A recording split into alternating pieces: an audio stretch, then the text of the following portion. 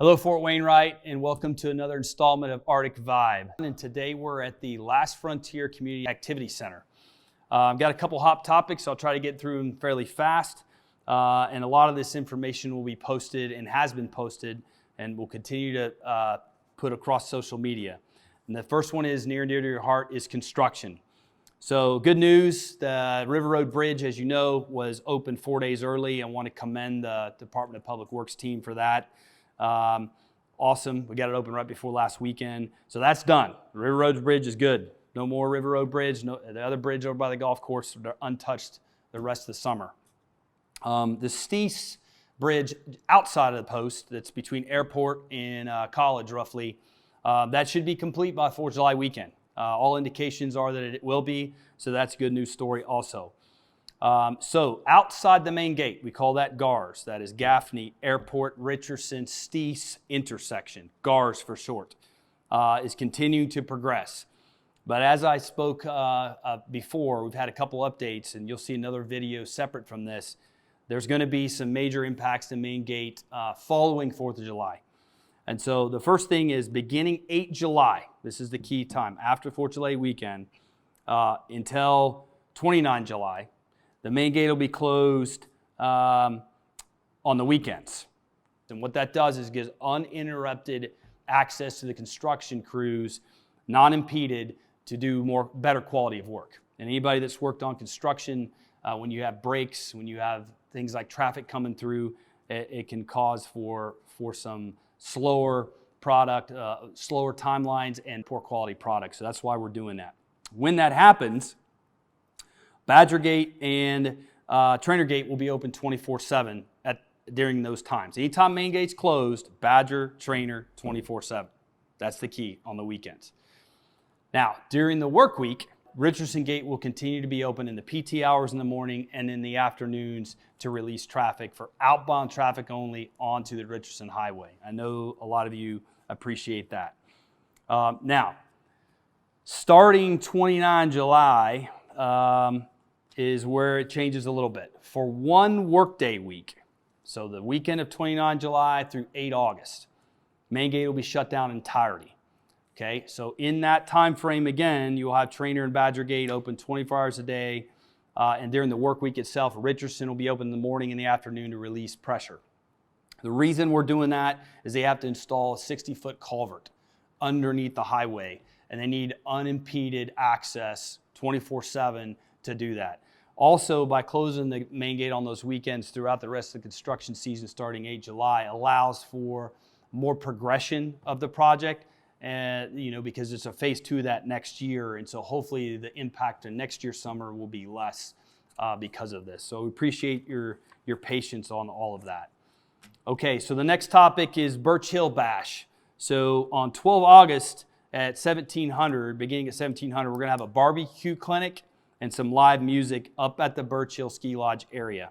It's free to all DOD card holders and their families. It's not open to the public. Of course, you can always sponsor somebody like you do any time and give them a business pass if you want to bring them up there. So registration for the Barbecue Pitmaster Mo Carson's Barbecue Clinic will be, it will start on 1 August. That's when you can start registering for that. So some of those slots will be limited, but 1 August at the Last Frontier, right here where I'm at, Community Activity Center, you can register. And the live music will be the Pamela Hopkins Band, and that'll start at 1900. So more information to follow on the Wainwright MWR page. Hope to see you there. Okay, the next topic is Augtober Fest. That's AUG for August, Augtober Fest. Lesson learned from last year, we did Augtober Fest in September. It was later September. If you all remember that, still a great event, but it was roughly freezing out there. So we've moved it back to August. It's going to be on 20 August so that we can have fun in the sun still and wear shorts and German, attire as I wore last year, but this time not be on the verge of hypothermia. So look for 20 August. Still looking at where we're going to have it at, potentially at the Warrior Zone, but more to follow on that. So keep your eye out on the MWR webpage and the Facebook page for that. Okay, so the last topic is an intro. So we are at the Last Frontier Community Activity Center. We're going to see a short clip real quick on that. My name is Jenna Bickle, Program Manager at the Last Frontier Community Activity Center. The Last Frontier is located in building 1044. This is a place for all ages. Inside we have an indoor playground, we have a toddler room. We do also work with Army Community Service for the Growing Eagle that's held during the week. We do also have opportunities for reservations, so if you're looking for a place to hold a birthday party or a command function, hail and farewell, you can find that at Last Frontier. We do have a family gym that features a play area for the children and also a spot for the adults to work out. There is the laser tag arena, which is actually the largest in the state of Alaska. It's located in the basement of the facility. It's perfect for birthday parties. We also do command functions and also PT laser tag as well. Within the facility, there is the Mojo Cafe that is available for breakfast and lunch. AFES does maintain a shop at location as well. And then there is something going on all the time at Last Frontier. If you check out our event calendar, we do have activities planned throughout the month, and we do also do special events throughout the year. So be sure to check that out. We have it posted at the facility, and you can also find more information on our MWR Facebook, Instagram, and webpage.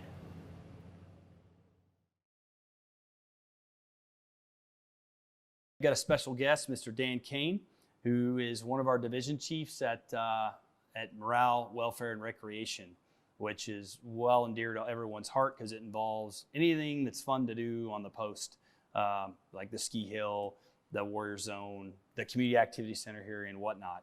So I got a couple questions. Dan, first of all, welcome. Thank you, sir. And I'd like to give him a plug, by the way. Because of him, we opened up the skeet range for the first time in 7 years here on base. We had, I think there was 10 or 12 of us, maybe I think it was about 12 of us that shot on the 24th at 10 o'clock in the evening for the midnight fun shoot. We got 3 more of those events coming up there in the summer, and that's leading into full operational capability next summer, where the skeet range will be opened up every week. So it's kind of like the unmothballing version this summer. So great job on that, Dan. Look for those next fun shoots in July, August, and probably September. Okay, so first question, Dan. So we're here at the Last Frontier Community Activity Center, and there's some big stuff happening here in terms of indoor play space for the kids. What can you tell us about that? So, sir, if you look at the playground behind us here, as you can see, it's an age playground, kind of like what you'd see from the 80s or 90s, in the fast food restaurants. The whole playground industry has moved on. So we're going to replace this playground and our other play areas here in the Last Frontier Community Activity Center with an upgraded Alaska-themed playground that will have some educational components to it. So it'll be a great place for kids to come and play as well as learn. What's the timeline on it? So we still have some work to do in this facility, including taking out the old apparatus, and then we'll get some preparation work done. We're looking at probably end of July to August to work on that. And then the install will be in August, September, with an opening again in October is our hope. Okay, so roughly October would be the hope to get it running just in time for winter, which is great for our families. Well, Dan, I know that's part of the bigger overarching several $1 million that's come to Alaska for quality of life initiatives. And so that's wonderful. And so leading into that, we're going to talk about, down the road, longer term, 2 of our approved quality of life NAF major instruction projects. And the first one is the new aquatic center. So what can you tell us about that? So we just started work with the contractor on the design piece. We're taking it from conception to the 35% design right now.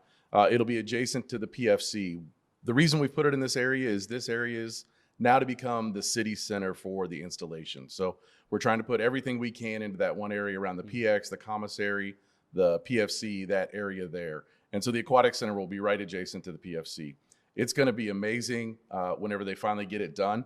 There's going to be 3 areas inside, 3 main areas. So there's going to be a lap pool. So we'll still be open for PT, of course, so soldiers can get fit. But then we'll have 2 areas specifically for families. We'll have a 0 depth entry area that will have a playground in it. So young kids will be able to walk in there, climb on that playground, run around. And then there's also going to be a catch basin area for some slides. So that'll be for some bigger kids. It'll be about 3 feet deep, I think is what we're looking at right now. It'll be separated from that 0 depth area with a little walk path. And then parents will be able to sit in there with their children all winter long, which is the best part, right? So we've been looking for things to do indoors, ways for kids to get that energy out. This is going to be a great location for that. Well, that is awesome. So you have a new Olympic lap pool in there and a family fun area, which is like what we are used to seeing at many of the parks throughout the country, both indoor and outdoor. That's great. And the Malavin pool will still be open also, so we'll almost triple our capacity here. That's great news. Now, the idea is for this to be the design to be done on it this year and for us to start breaking ground next summer, FY23. And then, generally speaking, it's a 2-year completion for any of these major projects, sometimes a little quicker, but generally what I would expect is FY25, sometime that year is when we would be open for this facility. Again, I think it's in somewhere between 30 and 40 million is the project cost, if I remember. Yes, sir. So a wonderful thank you to the Army for giving this great asset. And then the next one is the new Community Activity Center. This one will still remain, but we're going to have another one in the same area you're talking about, the city center area, which is really defined as, your IHG hotel, your commissary PX, PFC. You add the aquatic center to that. Now you're adding a new Community Activity Center in the same area. So what can you tell us about that? So the new Community Activity Center, the original concept was an indoor playground with a Dave and Buster's kind of theme. Of course, it'll be done the way that we need it for our community. So what we're looking at right now is we'll have 16 lanes of bowling. So we'll still be able to bowl in there. We'll still have the leagues and all that kind of fun stuff. There will be a large play area, actually a couple of different play areas separated by age. And so you'll be able to, if you have older children, they'll be separated from the toddlers and the youngsters. We'll also have some electronic gaming, of course. That's very important these days. Everybody loves the online game stuff.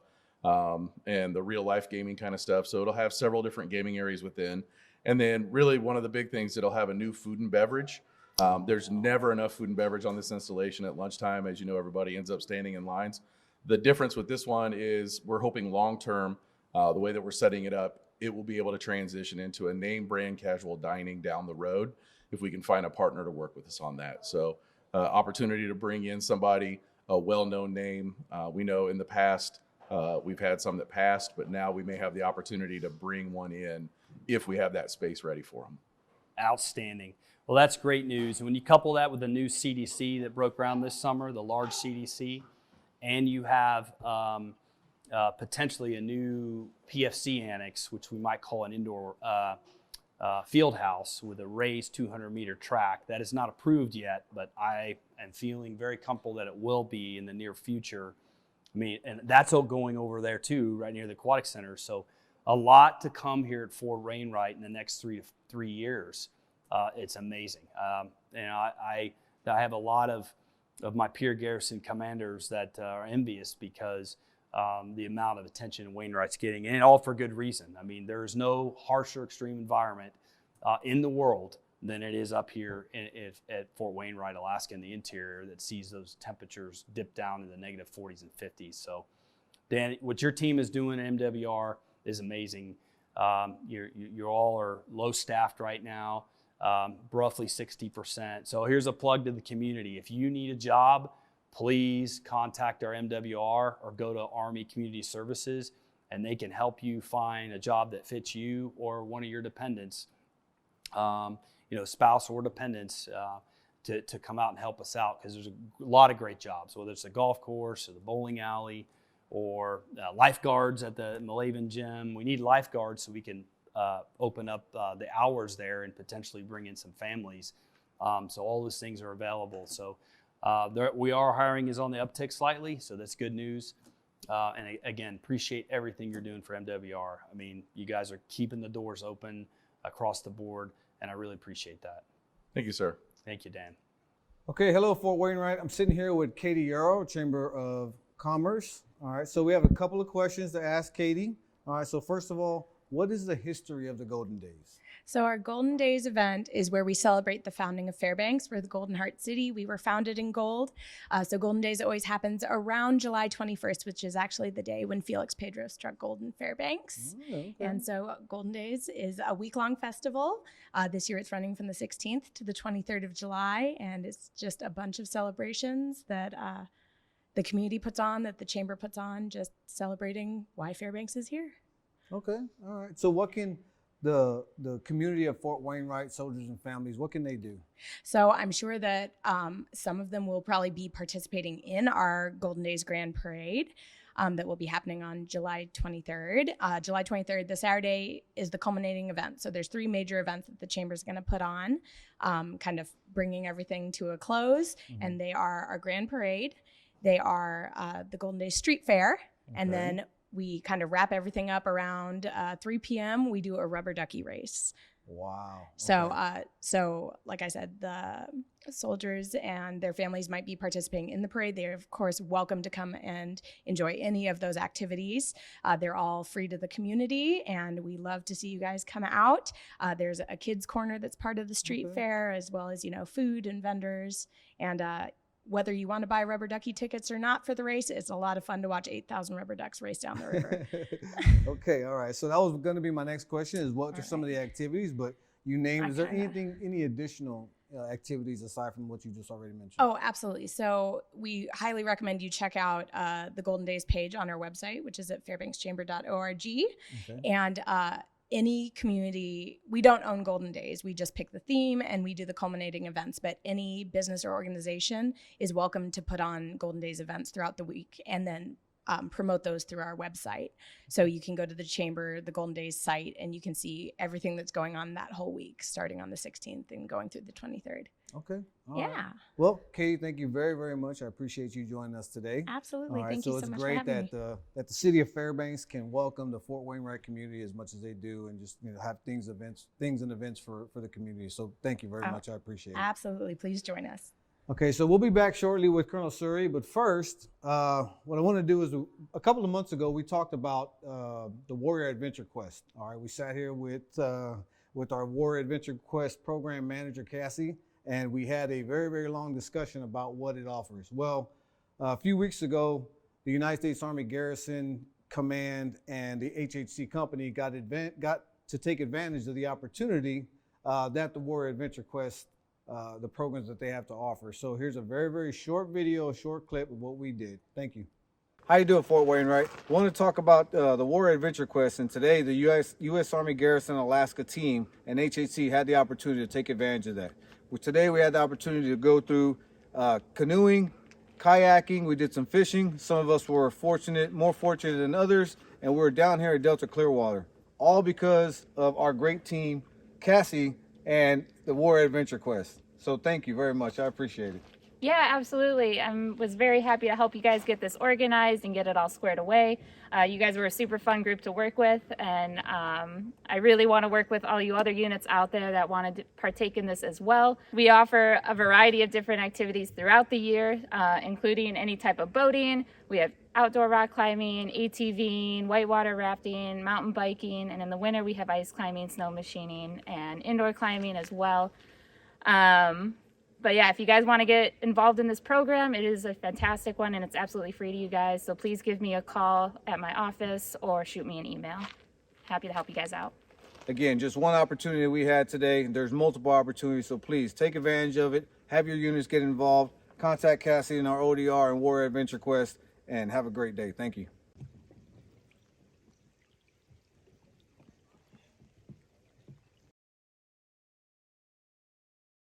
So hey, Fort Wainwright, we're back here today, and I have another wonderful guest, Miss Gina Cowluck, who is the board chair for the World Eskimo and Indian Olympics that's held here in Fairbanks every single year.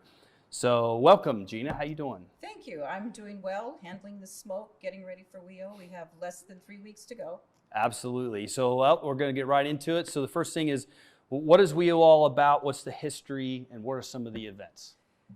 For time, we always say time immemorial. Back in time, the Native people in Alaska and Native people and other, indigenous people in the Americas have had athletic and other sorts of games that they've played.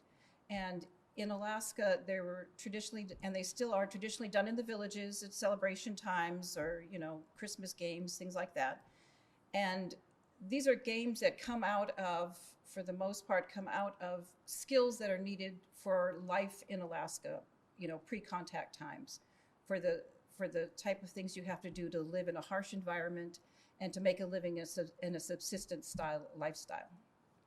So we have games that build up your strength, your concentration, your agility, your quick thinking, and that's the games that are competed in at the World Eskimo-Indian Olympics. So you give me some examples of some of the events? Well, we have a strength event would be something like the head pull, which we'll be doing this year, where a leather strap is placed around the neck of two competitors in a push-up position, and it's basically tug of war with your neck. Wow. And you have to pull your competitor out of a designated space or pull the strap off of their head. Wow. Another game that's full body strength and agility would be something like the one-hand reach, where your entire body is balanced on one hand, and you reach up with the opposite hand to a height where the ball is, and they go higher and higher with each round of the attempts. And then you have to bring that hand back down to the floor and maintain your balance without falling over, and you have to demonstrate control to the judges. So it takes every muscle in your body, along with concentration for the aiming at the ball and the agility to just hold yourself in that position. One of our more popular games would be the 1-foot high kick, which is kind of like the premier game. And this year we're doing the traditional Alaskan style of the 1-foot high kick, where a competitor jumps off of 1 foot, kicks the ball with that foot, and lands on that same foot, maintaining balance and showing control to the judges.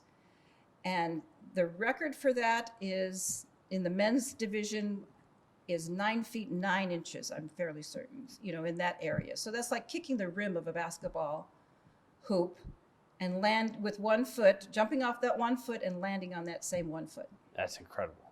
Well, I think you just defined agility on a whole nother level.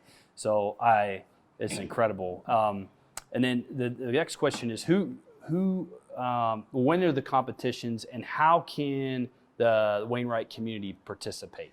Everyone is invited to come and experience the event as an audience member. We also have, besides the athletic events, we have traditional native dancing. We have a craft market. We have a Miss WEIO competition, where it's a cultural pageant where young ladies come from all over the state and demonstrate their knowledge and skill in their traditional lifestyle. And that's for a scholarship, college level scholarship. And during the day, our events are free to the public, and you can get a taste of what happens later on in the evening. We do the preliminary events during the day, or some events go down to the finals and the awards, but a lot of them we're doing the preliminaries, and then the finals are in the evening. And in the evening, we do charge. We start at 6 o'clock in the evening for the 4 days that our event takes place. But we have deals for families, so there's a special price for a family pack. And all of that information about our schedule, the events you'd see during the day, and the prices for all of our ticketing are on our webpage at weio.org. Awesome. And how long has this been taking place? Well, like I said, these games have been happening in the villages forever. Forever, beyond memory. In 1961, 2 pilots for WEIO Alaska, a major carrier in Alaska back in the day, would fly out to the villages and witness the games in the villages. Yeah. And they kind of thought, with the encroachment of the larger, more dominant society, that some of this would be lost. And they wanted to find a way to perpetuate it, and for people to share it for the people from the villages to share it with the broader community, so that they could see the importance of something like this, of keeping these kind of traditions alive. And so, with the help of the Chamber of Commerce here in Fairbanks, the World Eskimo Olympics were founded. And through the years, more games were added from the people of the interior, the Athabascan people and the Tlingit people, and developed into being the World Eskimo-Indian Olympics. WEIO is what we call it for short. And every year since 1961, except for our COVID year in 2020. Wow, that's incredible. Well, Gina, I can't thank you enough for coming here today.